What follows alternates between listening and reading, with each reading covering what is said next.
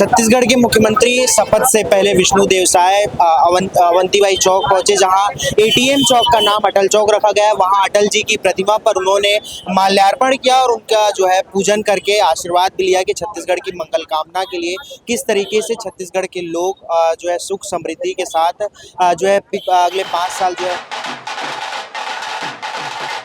छत्तीसगढ़ मातारी की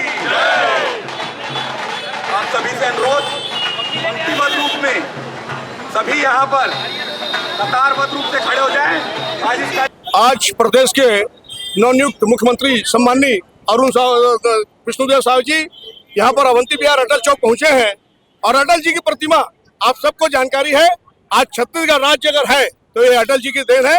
आज हम अपने नाम के साथ अगर छत्तीसगढ़ लिख रहे हैं तो ये अटल बिहारी वाजपेयी की देन है। ऐसे पुरुष मैं समझता हूँ भारत में विपक्ष क्या पूरे विश्व में लोग उनका सम्मान करते थे।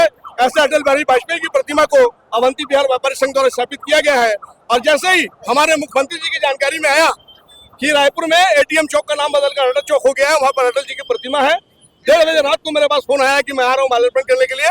मैं समझता हूँ प्रदेश का मुख्यमंत्री इतना संवेदनशील है, ये हम सब के लिए भाग्य का विषय है।